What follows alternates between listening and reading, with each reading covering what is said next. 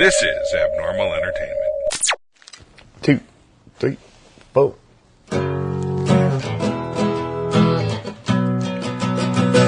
Walked into the tunnel just to find the light.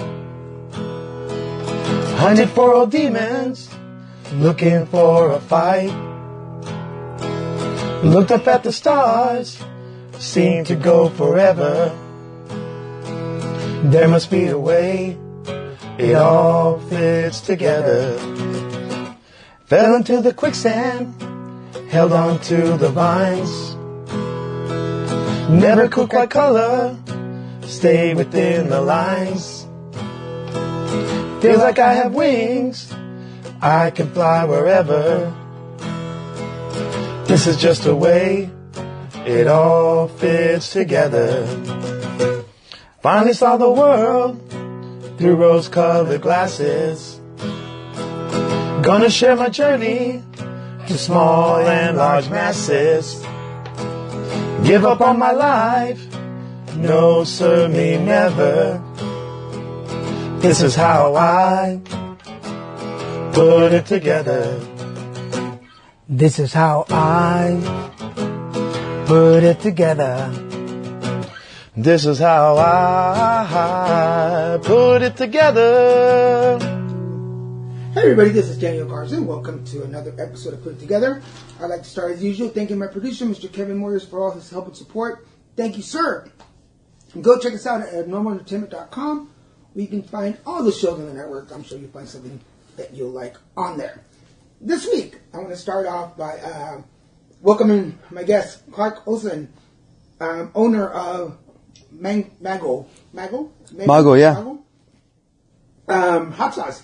How you doing, Clark? Good. Thanks for having me, Daniel. My pleasure, sir. Thanks for coming over. You're like me, a busy dude, always on the go. Yep, definitely staying busy for sure. We met because I saw you at the Laguna Beach Farmers Market. Mm-hmm. And I'll be honest, I was like, what's a white guy going to tell me about hot sauce? Right. But I don't blame you. But I tried them both, and I liked the green one. I was like, oh, this is good stuff. Brought it home. I've been doing it on my eggs. I add it to my food when I cook a little bit. It gives a good flavor. Nice. But thank you for coming up here. Yeah, well, thanks for having me. I guess we'll just get started because we have a lot. I'm sure we have a lot to talk about. Clark Olson, tell us how you put it together.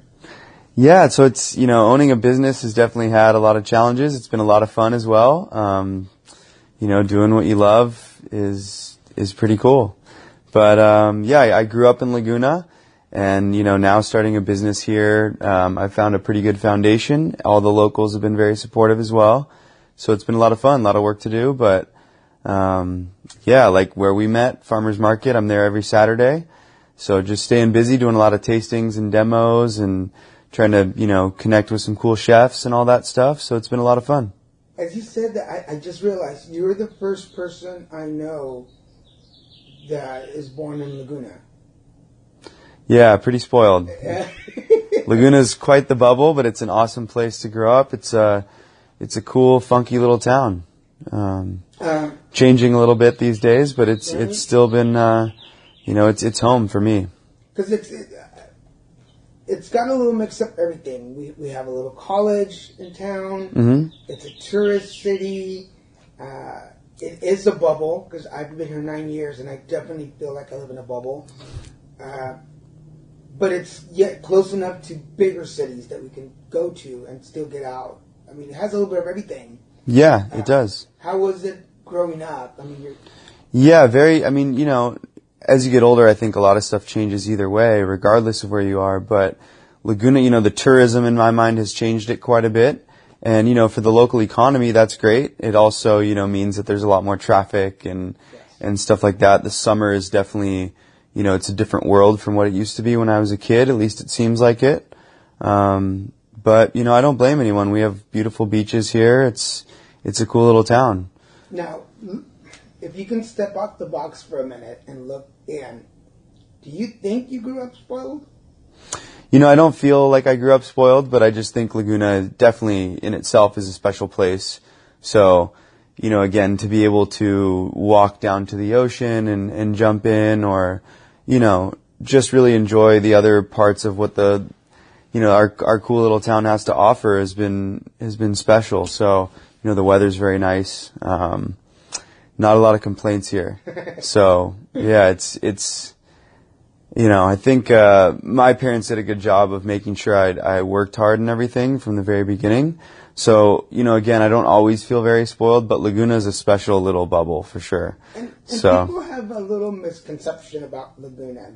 I would say so, yeah. I think I never saw the TV show, so I don't know that reference. But whenever I tell them I live in Laguna, they're like, "Oh, so you're bougie, Laguna." I'm like, no, there's a good mixture of people in Laguna. I mean, like, yeah, the higher you go up the hills, the nicer the houses. Yep. But I'm like, I live in an apartment. Like, I live in the hood of Laguna Yeah. Beach.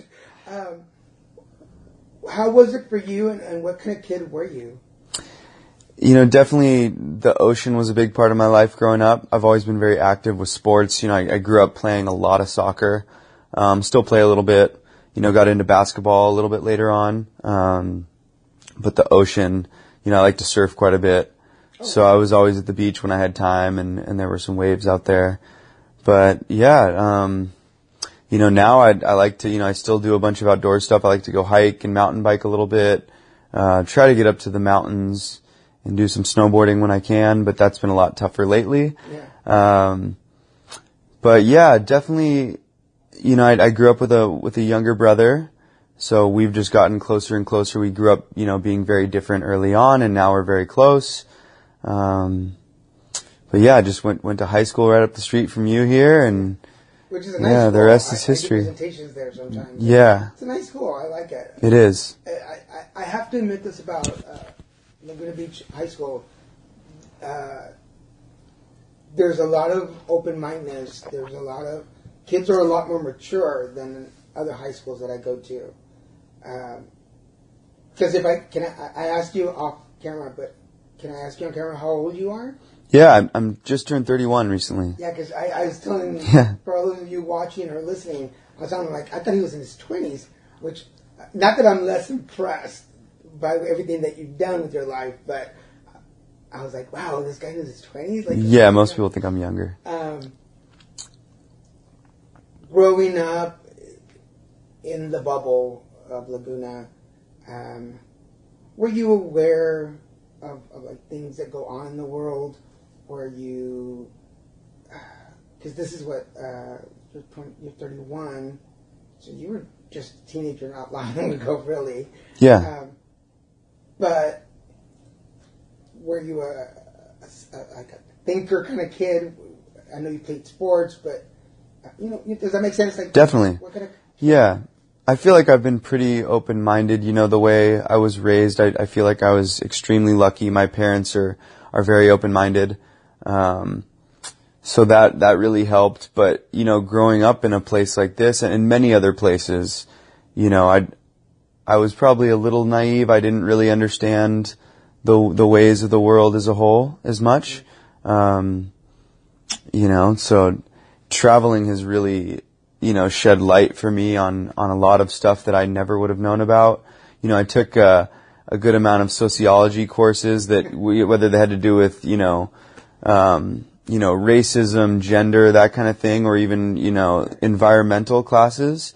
I learned a ton, a lot of, some horrifying stuff, some eye-opening stuff in general, but, Because I've always wondered, I was raised in Dallas, and then my family lived in Monterrey in Mexico. So they're both big cities, and you kind of get even as a kid, I was aware, like, of all the crap that goes on in the city. But I feel like this is what it is. I feel like I'm meeting, like, the Loch Ness Monster or Bigfoot. Like, I haven't met somebody who grew up here. So I'm kind of curious about how you started to see the world. Because for those of you listening or watching, I always say that once you pass halfway down the canyon, you're kind of locked in. Mm-hmm. And you come in through PCH, and once you get in the city, it does feel like a different place. So I'm kind of in this awe, like, how much of the world did you know was out there, and how much, the dangers. But where was the first place that you traveled to, where you were first, like, your eyes opened up? Parts of Mexico, whether I was going down there to surf or travel with the family or something like that.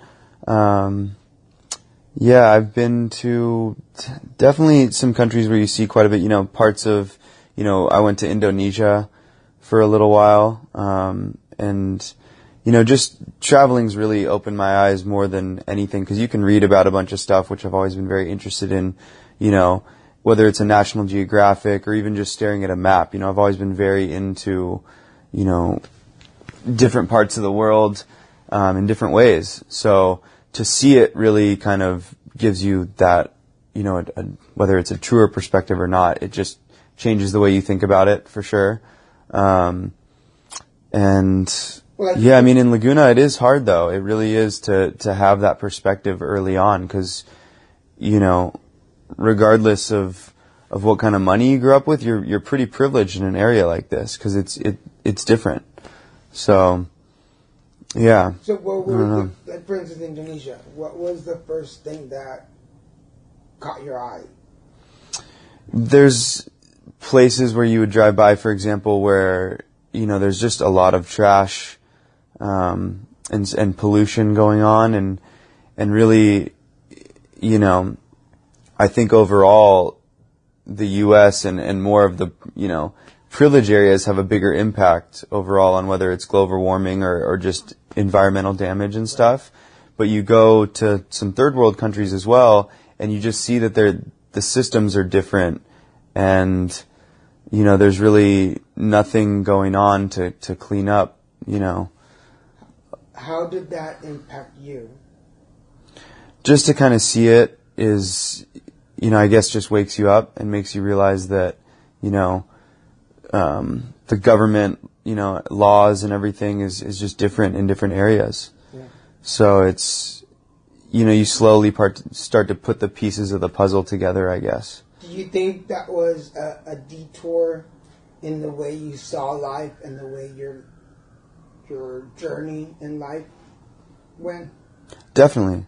Yeah, and there's so much good in, that you don't get in places like Laguna. There's, money isn't everything, and some of the happiest people that I've met have been, not nearly as financially stable, or whatever you want to call it, again, not as wealthy as, a lot of the other people that I know. And so it's good to, it definitely helps you realize that money isn't everything. I mean, there's as we know, in Orange County, which is another bubble in itself, is more privileged, and there's still, a lot of unhappy people. Yeah. So it's just, everywhere is different, and, culture is different, and there's just, it's good to get out and see the world. How old were you on that trip? When I went to Indonesia, I was about 20 years old, if I remember right. It's definitely a life-changing age. Yeah. You're not quite 21, you're not an adult. Yeah. In quotation marks, yet, but you are. Yeah, definitely. You're kind of becoming, a different version of yourself, I think. But yeah, and I continued to travel. I backpacked through parts of South America and stuff, which, living out of a backpack, traveling on buses the whole time, staying in hostels and stuff is definitely a good experience. I have a lot of recommendations for a lot of the countries I went to and stuff, and it was a good time. But again, you see a lot of stuff that you wouldn't normally see in Southern California. So, are there things that you learned on these trips that you still carry with you? Definitely, and a big part of that is food, for sure. Yeah. So, that's kind of where Mago started, is just, my influences and experiences from abroad and all that. So, yeah. I'm trying to think of because one of the cool things about this show, meeting people is that I don't do a lot of research on my desk. Like I know the basics, so that when they get here, I'm kind of like, oh wow, that's pretty cool. But somebody young, I'm still kind of. I'll admit to everybody, I'm still kind of caught in this whole thing. Like, you were born here? Like, wow, that's pretty interesting. But I'm going to move on from that. So, you come back from your trips. When was your last trip? I guess it just depends because I backpacked through South America when I was 25, so 5-6 years ago, and then I came back, made a little more money, just waiting tables and stuff. And as soon as I had what I thought I needed, I went back to specifically Buenos Aires in Argentina, where I got certified through Cambridge to teach English and stuff. And it was a really good experience as well. So, in that I wasn't as much traveling as I was living in the city. So it kind of had like the New York City vibe to it a little bit. It's a pretty big city, different areas. Amazing place. I wasn't able to kind of see as much as Argentina as I would have liked, but I'm definitely going back. And don't cry for him, Argentina. He'll be back. Yeah, definitely not. I will be back. I had to throw that one in there. Yeah, it was too easy. Yeah, I actually went to Eva Perón's grave. Did you really? Yeah, they in part of the city called Recoleta, they have a very famous cemetery, and she's buried there along with a bunch of other, famous people. I think most of them are pretty wealthy, but it's a nice cemetery to check out. Now that's blowing my mind even too. So, you're in Argentina. So you're in Argentina teaching English. Mm-hmm. How did you get that gig? It was just something I had been thinking about for, I don't know how long, but a little while before I left. And, I just knew that it was a way that I could, experience living abroad, but also make a little money and, be able to kind of sustain and pay the rent. But it was awesome. I took a lot of Spanish in high school and really appreciated it and really wanted to get better. So it was something that I, was always kind of slowly working on. And then going to Argentina where they speak Castellano, they don't, it's different than, it's basically a different dialect from my understanding. So there's words that don't exist in, say, Mexico or even, down into Colombia and stuff. It's just every area is different. Yeah. I've heard that. But, again, great culture as well. The food is just amazing down there. But for somebody young listening that are like, oh, that sounds like the gig.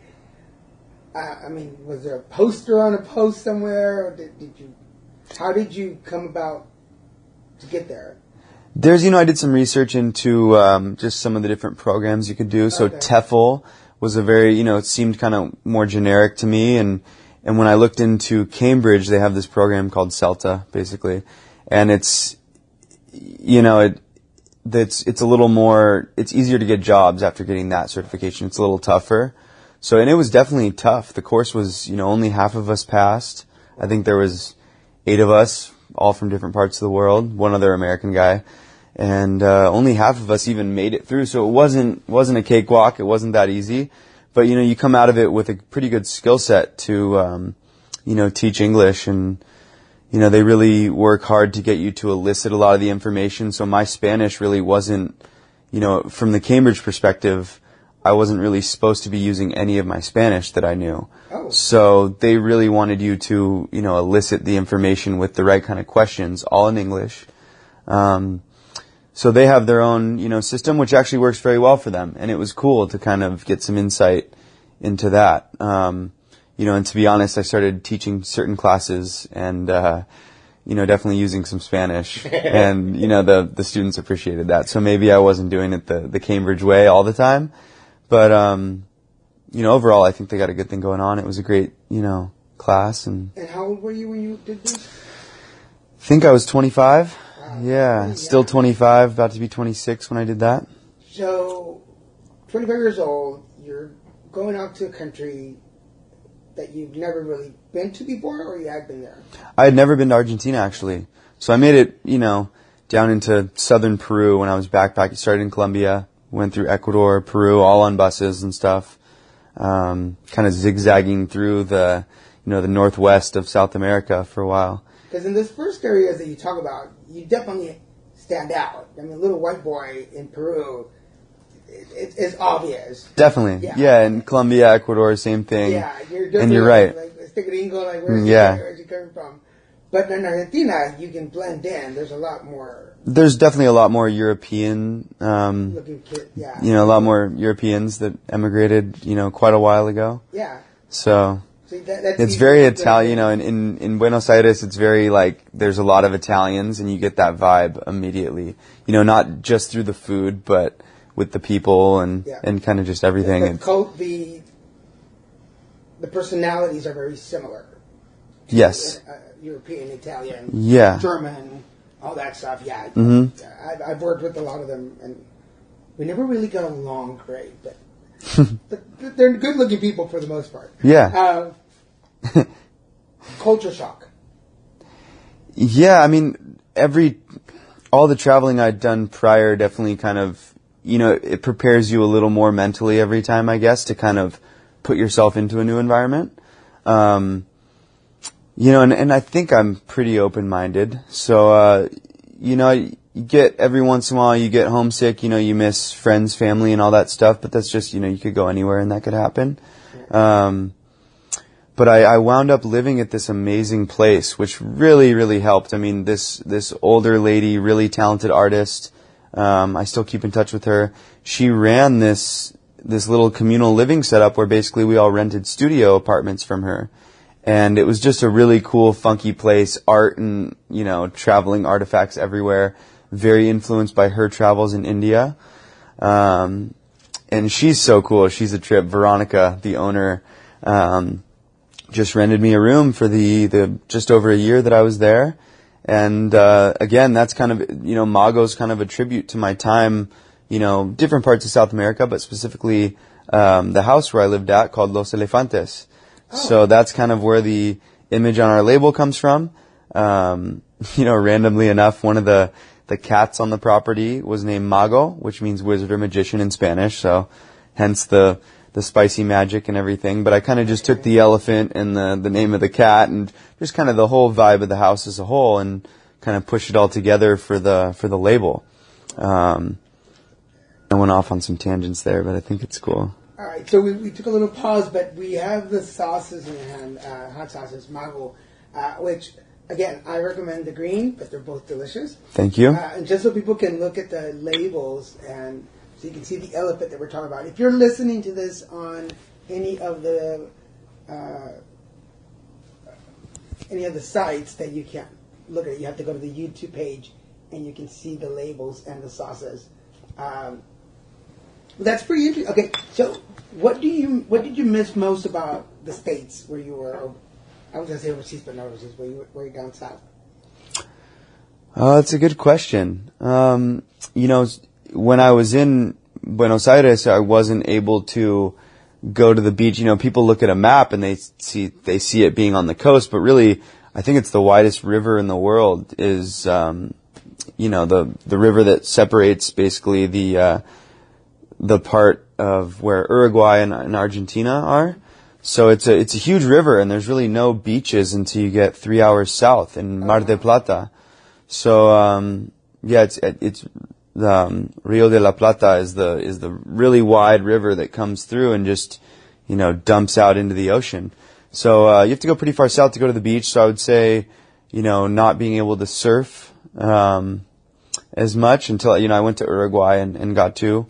But, basically for a year I wasn't able to really get in the ocean very much. So that was maybe the one thing, miss my family, but kept pretty good touch with them all the time. There's lots of good food over there, so I was eating well. Had some really cool friends as well, so, the time passed pretty quickly as well, so I had really no complaints. I want to make note that he said the beach first before his family. I'm just going to put that out there.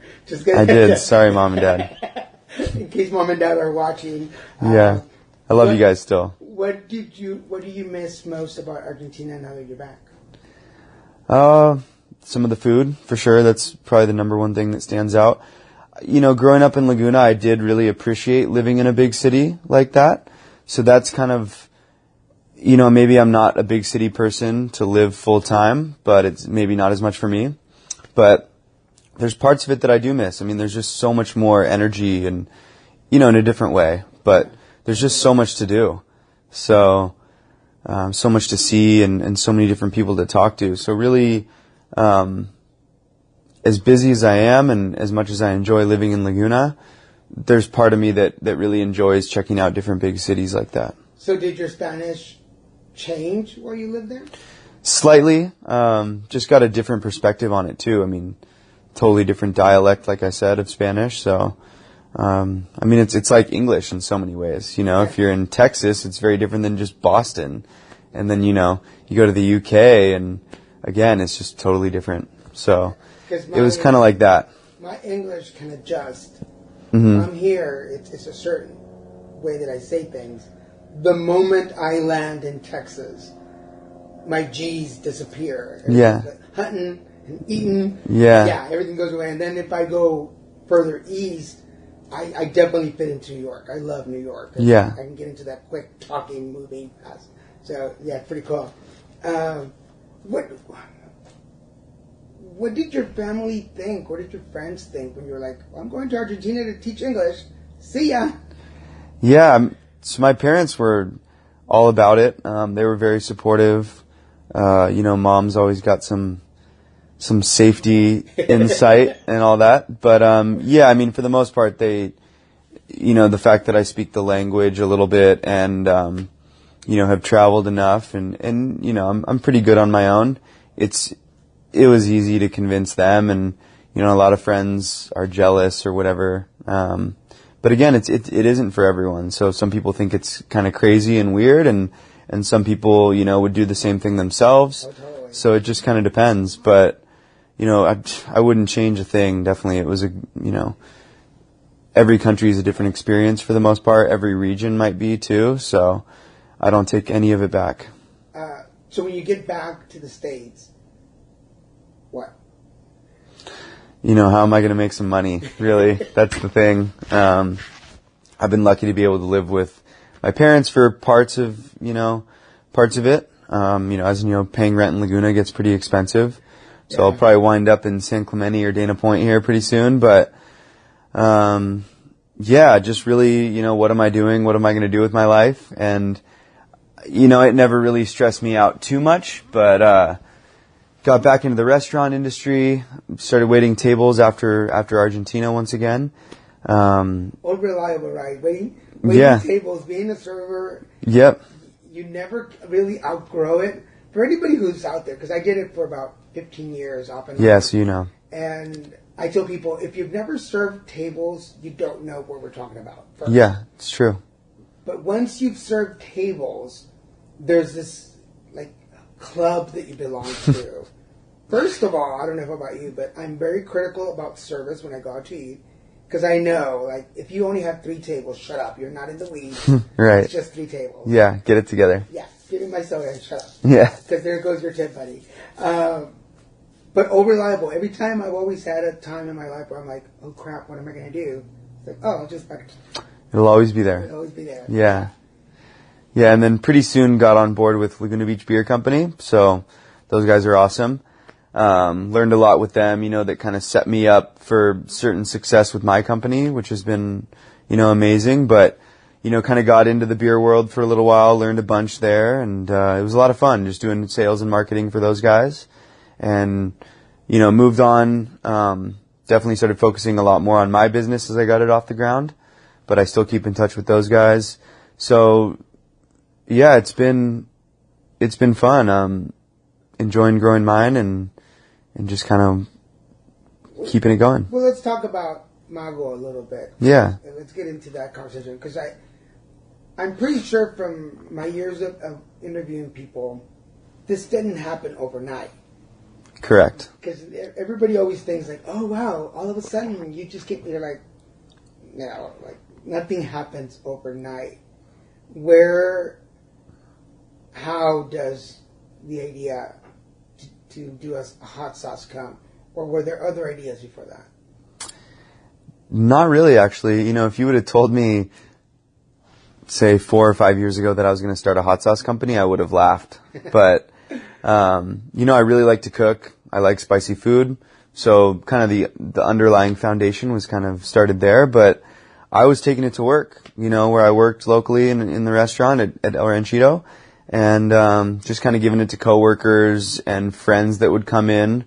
I wasn't, really able to just give it to people because I'm making this stuff at my house and didn't want to put, my friend, the owner, in that position or anything. But I really just got it out to friends, family. I was mailing it to my family in Ohio and Colorado and stuff. So just kind of, getting going at home and getting a lot of good feedback. And let's see, it just kind of started there. And I finally one day thought about actually launching the business. And, a couple weeks later, it was like, okay, I guess I'm going to look more into this. Where do I start? What would I call it? So eventually it just kind of clicked with the label and everything. So I approached my buddy and was like, look, I kind of want to attribute this to my time abroad. And it's, the sauces are definitely influenced by different parts of the world, with just different cultures and food fusion. So that's, really where some of the flavors get their influence. But yeah, I just, after, in a pretty short period of time, I just decided to kind of run with it. And then you got to go into the whole FDA regulations and, work with a food scientist most of the time, depending on your process, just to make sure everything's, where it needs to be. How many versions of before you got to what you wanted? A lot of testing, let's just say that. Because I think that's part of, like, in the story of Mago, I want folks to understand that, again, it wasn't like the first batch you made, you were like, ta-da! No. Magia! Yeah, and it was far from that, actually. You're dealing with totally different consistencies, batch to batch, depending on what you're trying, different heat levels. So I had stuff sometimes that I could only give to certain people that could really handle the heat. And then other batches that, came out a little more fluid or watery than I would have liked, and, still found the right kind of people to give those to, and just kind of moved on and learned from every single batch. But what were the first round of feedback that you got? Really spicy. Everything that I would give people, I think, tasted pretty good for the most part. But, all different styles and stuff. I was, did some fermented stuff, using just raw chilies, roasting chilies, which is kind of how I arrived at the first two that I make. So, the process takes a little bit longer, but definitely worth it. Adds a different dynamic to the flavor. So we oven roast our chilies, for example, in the red and the green sauce. And yeah, just, don't give all your and the level of garlic, the level of onion that you're using, how much vinegar you're using really, dictates a lot. So, I would say that these are more chili-based sauces as opposed to a Tabasco that's a lot more vinegar-based. Yeah. So, now the world of hot sauce is all over the place. There's so many different types of products and types of sauces. So, it's been a lot of fun. I think we're doing a lot of things that are different. So that's been cool. Definitely for the people watching or listening, not because he's here, but I've been eating it. I've been using it. It's really, the green one is, especially my favorite tacos are like ground beef tacos, and I used to put a can of like Rotel in there, like the spicy one. Yeah. But the last batch that I made, I just did the ground beef. And Yeah. I just put a little bit of salt, pepper in it, and then I used the salsa over it. Yeah. And man, I've been sitting here and just sweating. And I was like, Yeah. oh, damn you, Clark. Yeah. But that's when you know it's good. I mean, again, Mexican approved, stamp on it. Thank you. That means a lot. Before traveling, did you already have a taste for spicy food, and where did that come from? Yeah, for most people it's a tolerance thing, so it was always kind of growing. I've definitely lit myself up a couple times, but yeah, my tolerance isn't crazy strong like some of the people I've connected with through the hot sauce industry.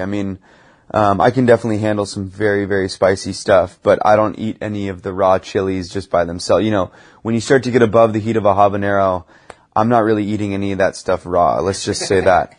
So, you know, mixed up in different hot sauces or, you know, depending on, you know, what you're using them with, I can definitely eat the hotter chilies as well. But, yeah, I've really kind of fallen in love with the habanero chili. So that's kind of how the red sauce here started. It's a roasted habanero, roasted Fresno chili blend. So it's kind of unique in that it's a lower heat for a habanero sauce. You know, habanero is kind of scary for some people, but this one's a little bit more mellow with the heat, kind of goes on everything. It's the flagship sauce, where the green that you have the preference for, very different as you know. You know, it's unique in that there's no tomatillo in there, which in California is very different, California and Mexico. But, yeah, Thai chili blend, extra garlic, a little bit of ginger. So, very, very different flavor profile and a little bit hotter too. So I'm just gonna for everybody out there, I'm just gonna put it out there, the green one on some carne picada tacos with little beans and little lettuce I like cabbage better, cabbage and a little tomato. Oh my god! In fact, that's for dinner tonight. Nice, can't go wrong. Yeah, I'm getting hungry. We'll probably have to go have some tacos after. Yeah, sounds good, man. Somebody get hungry. I want folks to understand too, because I mentioned it earlier. You agreed. It wasn't an overnight success. It wasn't just like, boom, here's the salsa, let's go sell it. What were some of the struggles of getting your own brand out? Yeah, even just the research took a good amount of time. Just, okay, so I have this product. Who do I talk to about, how I make this in bigger batches? Because really with cooking, you can't always just multiply.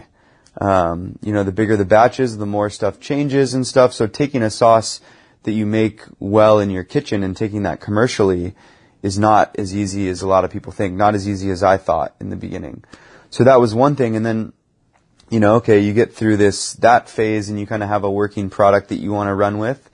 How do I create a legal label?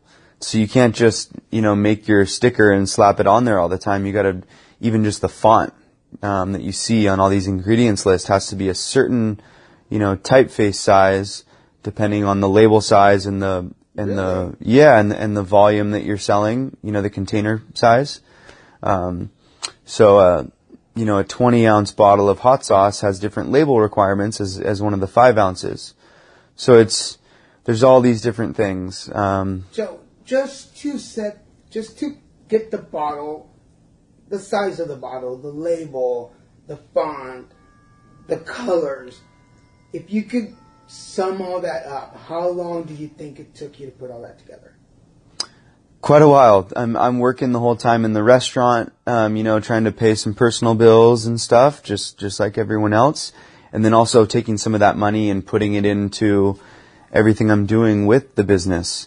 If I had a lot more money, some of the stuff would have happened a lot quicker too. That's number one. And then, the other big part of it is that I don't know what the hell I'm doing. So I'm jumping into, I'm a first time entrepreneur. So there's a big learning curve there. I don't care what business you're doing. Yeah. I can agree with that. Yeah. So yeah. And then there's getting into the food world that I wasn't previously in. So I'm a good cook. I like to cook a lot. Totally different starting a hot sauce company, So you kind of pull some of those experiences from, recipes that you like to make in the kitchen. But again, it's a whole different animal when you're starting a business. So are we talking into like triple digit hours working on this? Definitely, yeah. And you get off work at your normal job and then you're having to put time into this, or, you wake up extra early all of a sudden and pouring in, a lot of, blood, sweat, and tears before you go to work as well for the shift. So, definitely those, your own time, your lack of experience, the finances that it might take, definitely, dictated how quickly I could move forward. But, you're always going to hit snags as well. And if you can learn from your failures, then, that's really what it is all about. And you hear that and you don't really understand it until you're failing and learning from that. So there was, working with, a kitchen presents its own challenges. Even just from a food science perspective, it gets very complicated. And so even some of the smaller things like, well, what temperature do I have to, pack these bottles in? What do we have to do to keep this food safe? Yeah.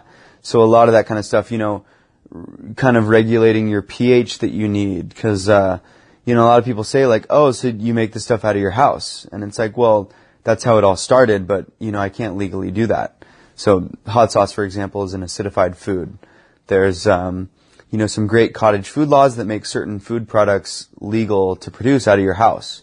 And then I'm pretty sure you get to a certain amount of, revenue and you might have to, get a commercial kitchen at that point. But it really, it's common with granola bars and some baked goods and stuff like that. But depending on your ingredients, you got to use a commercial kitchen or your process. You got to get into a fully legal spot, let's say. So. And you had to learn that all. Because there's no, I mean, I don't know if it happens to you, but like whenever I've started some new project, there's people there that are always like, I'll help you, I'm there to help you, I'm on your side. But it's not their project. No. So they don't have the passion that you do for it. And where you're thinking, I just want to make the best project possible, other people thinking you're being a little asshole for being so particular about things. Does that make sense? Definitely. Yeah, and some people, I always completely welcome advice. And sometimes I've thought about something for hours and days and sometimes months and maybe even over a year, depending on what it is I've been thinking about and working on. And you get people, you're always going to get people that, don't understand why you wouldn't fully take on 100% of their advice.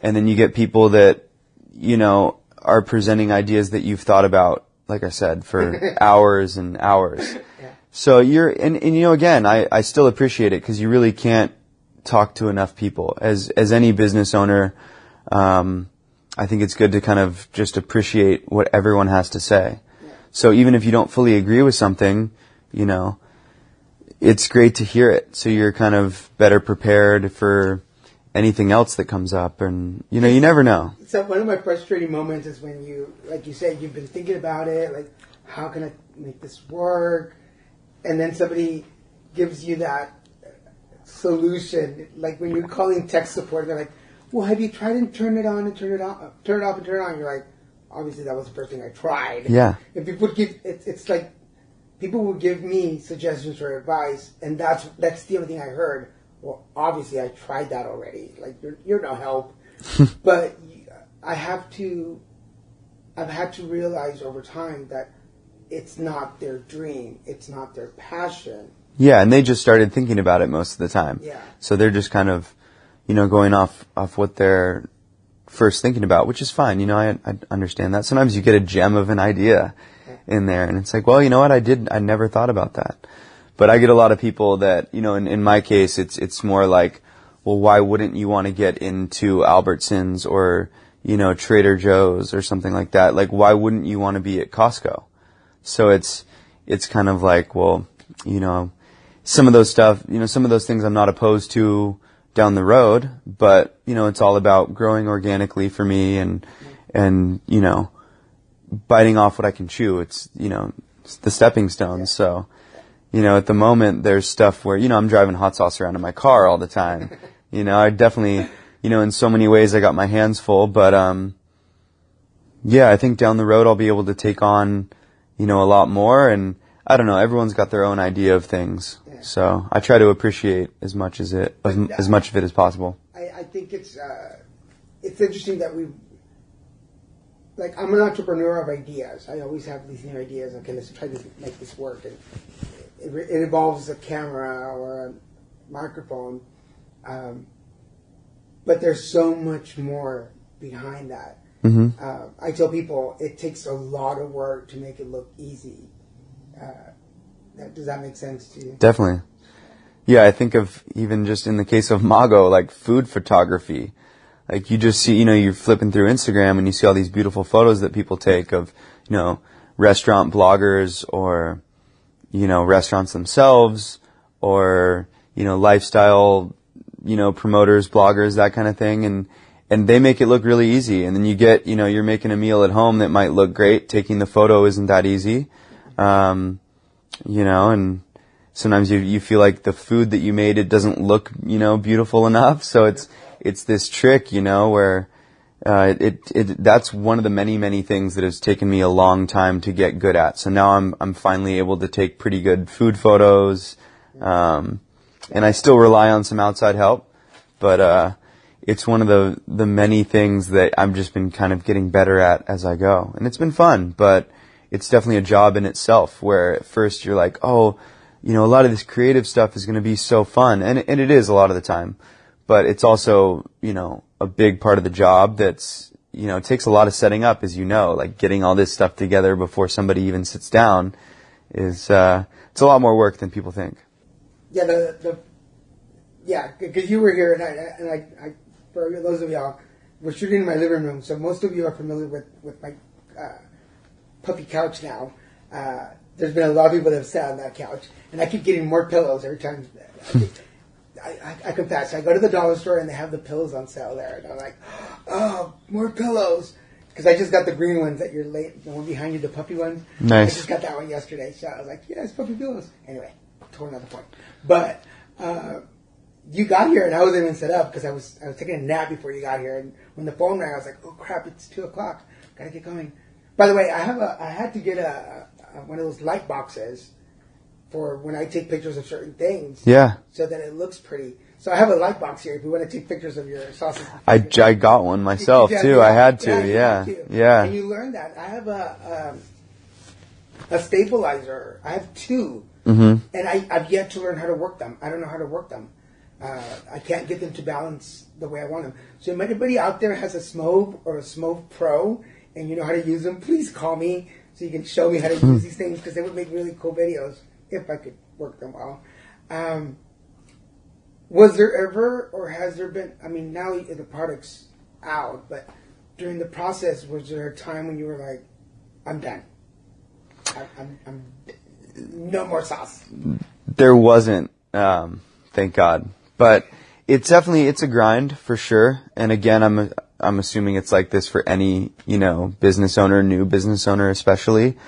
But you just get better and better. I've gotten more organized. Definitely that's one of the main things is you're going to have to be more organized than you ever thought you would be. Just staying on top of everything. There's so many different parts of the biz too. Going out and selling the stuff is a whole, job in itself, and I'm trying to juggle all these different things. So I have some really good help. Shout out to Brian and Rudy, my parents, my brother, Alexander. But, and a lot of other people have really helped out as well. So it's, there's been some moments where it's been tough, and you don't really know what you're going to do to kind of solve a problem or even just move forward.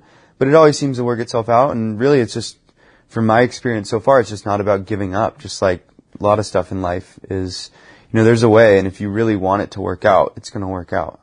So, had some speed bumps for sure.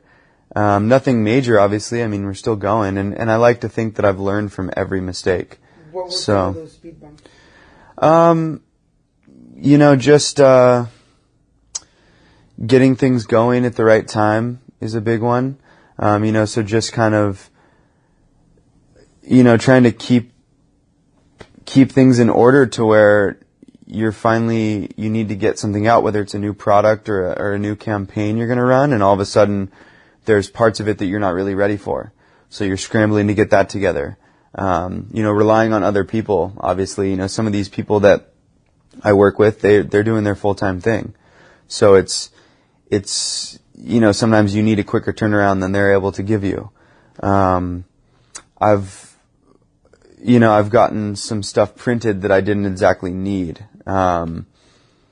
We've done production batches where the fill line was extremely low. So, you're filling bottles below this nice shrink band here, and consumers see that. So, you can give the price break to the store and everything, but it's, on the end consumer level, it's still an issue. So, I've talked to some other sauce company owners as well, and it can kind of be, it's somewhat of an industry issue. So, yeah, I mean, just so many different things. One time we got a lot of orders on our website through an article that came out that we were very fortunate to get. Ton of orders just came through immediately, and unfortunately the website had a little bit of a hiccup with the commerce, and so it was canceling people's orders. So that was a big wake-up call with how the back end of the website needs to be set up. So definitely a lot more challenges than you'd ever imagine. I mean, you think like you see a commercial on TV for Wix or Weebly or these website, builders, and it's not nearly as easy as they advertise. My website is still under construction. Yeah. And it has been for the last year and a half. So if there's anybody out there who's willing to help out with a website, call me, because I still need help with my stuff. Yeah, and I can connect you to some good guys too. Good, yeah, because it's been saying coming soon for a year and a half, and nothing's coming. So it's easy to get behind on that stuff. Yeah, it's tricky. And again, I think for anybody listening or watching that you want to launch your own product or your own brand, whatever it may be, if it's something edible or your own self, there are so many steps that you have to go through. I'm even going through issues with my trademark, because Little Mexican is my trademark, and it's my name, and some people have started to use it, so I have to get on top of that. But when I send it my paperwork, I accidentally put Productions at the end of it. You can't trademark Productions. Right.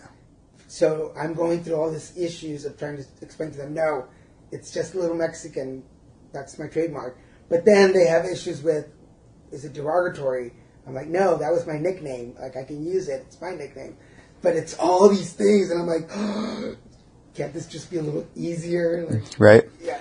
Lots of details. Yeah.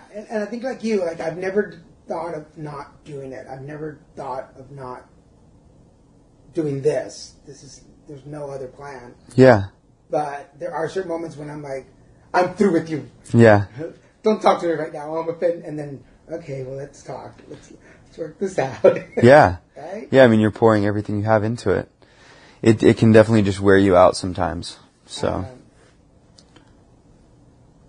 Where do you want to go next after this? It's been a lot of fun, a lot of work to do still, but I'm really looking forward to getting a couple new products out. So next up is a very spicy ghost chili sauce, finally. A little bit less garlic, a little bit of a sweeter side. I'm very excited for that one. And then for a while, kind of the underground secret sauce I've been doing is a chipotle blend. So very different as well.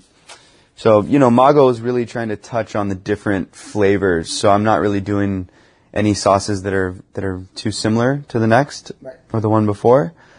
But just excited about working on new stuff in the kitchen and seeing what people like and kind of going with that. But definitely, I want to get going on more events. The California Hot Sauce Expo is something I'm doing this August, which is, so many awesome brands. It's a lot of fun. And looking to do more expos and events like that. So, yeah, there's only so much time, but I'm slowly getting some help so I can kind of do a little bit more. Cool. But yeah, the future is bright, but I'm open to, I'm kind of just rolling with the punches, I guess, and just kind of seeing what happens. But I have, overall, I definitely have a plan that I'm excited to execute. Nice. So we're at the part of the show where we throw out some words of wisdom to my listeners. So Clark Olson, what words of wisdom do you have for people watching? I guess just never give up if you're really, passionate about something. It's going to take a lot of work. So a lot of it is keeping the motivation and the morale high, and that can be a lot more challenging again than you might think in the beginning. Being more organized than you ever thought you could be, that's huge. Whether it's with the books and accounting or, just making sure you're executing all your goals on a calendar. setting goals, again, another huge thing, because without that, you're just kind of on repeat, which is good. You know, money might be coming back into the business, but if you're not growing, it's, you know, you're hurting yourself, and you're leaving money on the table, but really you're not growing as a business owner. So, just always, you know, challenging yourself and working with others, you know, talking to as many people as you can, getting, you know, getting that mastermind group together. So that's another thing that I'm constantly working on is finding new people that I vibe well with, that, you know, want to either exchange information, or, you know, they've come so far in their career that they're willing to really, you know, just help you. So, you know, I'm always trying to give back as well, but, you know, there's certain people that are just mentors that, you know, I'm not really able to kind of give them much in return besides hot sauce, but, you know, I'm learning a ton from them. So it's just invaluable, saving yourself a lot of the hassle and going straight to the right information that you need. So just being open-minded and just going for it. I mean, making sure you're checking things off the list every day. One mistake that you made that you wish somebody had warned you about? That's a really good question. Let's see. Yeah, I don't have too many regrets, and some of the mistakes, like I said, have really taught me the most. But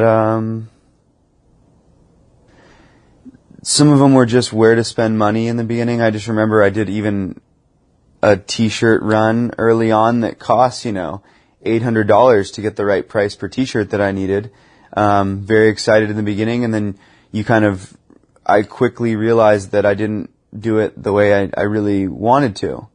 And so you kind of lose the motivation to, you know, you kind of move on too quickly, and you get a new t-shirt design going. And again, this is a very small example, so maybe I can think of something better. I think people get caught up in the marketing in the beginning. I guess that's it too, that's really huge, is not getting too excited about certain things, and really focusing on what's really gonna grow the business in the beginning. 'Cause yeah, everyone wants a marketing budget, but it's easy to spend money on marketing. Yeah. So what is your most powerful form of marketing, and run with that, you know? Because I have a banner in the garage that I did early on, but I've changed my logo since, so that it's useless. Yeah. It's just sitting there now. It has no purpose whatsoever. Yeah. I mean, maybe wait to sit down with your designer, or your, you know, even if, say, you're doing the art or someone else is, doesn't matter. Wait on really putting out designs until you know that's going to be the one for the future. Yeah. So, you know, there's always room to improve stuff, so that's not really as much what I'm talking about, but just making sure you're not making any mistakes in that regard just saves you so much time and money. Where is your social life? Yeah, so busier than I've ever been. I think I have a pretty good social life, but that's another great point, is what's huge as a business owner is setting that time aside, for yourself, because, you know, you could work all day and night on stuff, and really I don't think that helps you as much as you think. Like, you know, oh, I'm devoting all this time to my business, it's only going to grow now. That's not always true. You reach that point where you're kind of running yourself ragged, and you end up hurting your business because you're not running on all cylinders and as efficient as you could be. Yeah. So that's another great point. Setting that time aside for your personal life. But, I don't know. Sometimes I think, that it'd be hard to have my girlfriend is in law school right now in San Diego. So luckily she's just as busy as I am.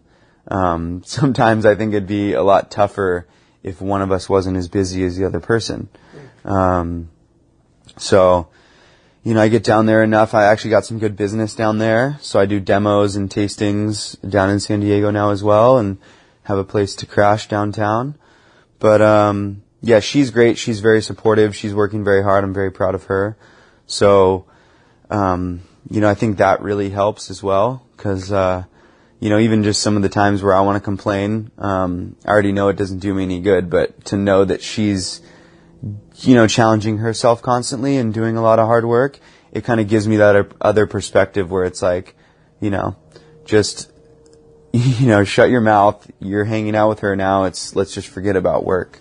But we do need, it's hard to do. We do need venting moments. Definitely. So what are your, I'm always down to the last questions, but how do you unwind and de-stress and center yourself? Yeah, a beer, a glass of wine here and there definitely helps. I love to garden, so I love growing chilies. Oh, cool. Yeah, so I use a lot of my peppers that I grow for experimental stuff at the moment. I don't have a huge plot of land, but I love making, so even cooking, some of it feels more like work sometimes, but then other meals or recipes that I'm working on, not as much. So it's more for the personal pleasure as well, and there's definitely a lot of overlap there, obviously. But cooking, gardening, surfing is very therapeutic. Even getting out on the basketball court, on the soccer field, getting that sweat going, really, really helps as well with stress. So I've realized, I not only work better, but I sleep a lot better, which obviously makes me more productive when I'm working out and staying active. So, yeah, just being active, cooking, gardening, those three. So we've run out of time. Of course, we want to tell folks where they can find you. Yeah. So, Laguna Beach has had my back since day one, like I said, so a number of shops in town. Kitchen in the Canyon is a great spot. Spice Merchants. You can also find Paul with Spice Merchants at the farmers market as well every Saturday.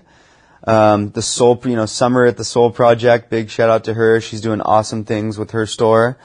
And, they even sell Mago. So Monarch Beach Market in Dana Point, Laguna Niguel area is another great spot. We're in San Clemente at Billy's Market, the Cellar, H.H. Cotton's as well. Costa Mesa's been good to us, so High Times Wine Cellars, both butchery locations, one in Crystal Cove and one in Costa Mesa. Awesome place. They do, really sustainable, high quality meats and other goods. Let's see, Irvine Ranch Market is another great account, and then I can't leave out Growers Ranch, on Newport Boulevard. And, I get all my chilies from them at Penjoyan Produce, and they carry it on the shelf at Growers Ranch. And, now you have a website? Website, yeah, and I'm down in San Diego now, getting up into LA. But yeah, we sell direct on our website, so check that out, guys. The support is much appreciated as well. And, just magohotsauce.com.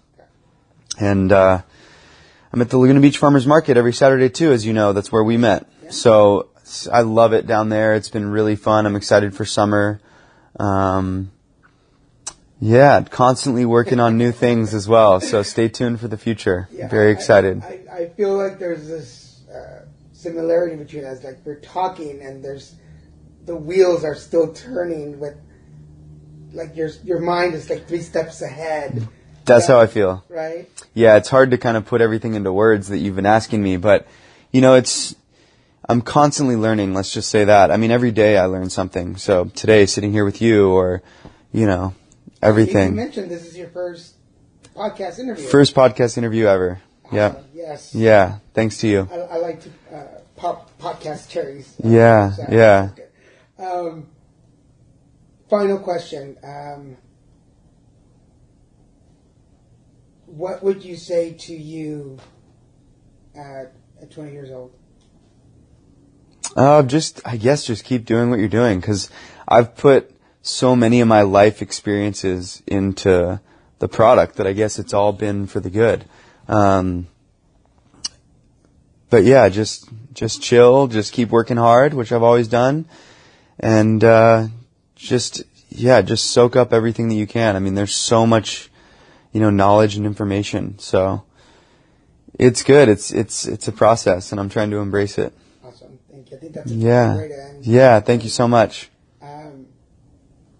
For everybody watching or listening, we've been talking to Clark Olson, owner of Mago Hot Sauce, and it's 2 representations at the moment, roasted habanero and Roasted Thai chili. Roasted Thai chili. Yeah. Which I should know because the green one is my favorite. Yeah. I do have to say that I get to talk to a lot of people. I get to talk to a lot of young people, and I'm definitely very impressed with your level of maturity and your calmness. You just have a great energy. I'm most definitely sure that you're going to go really far.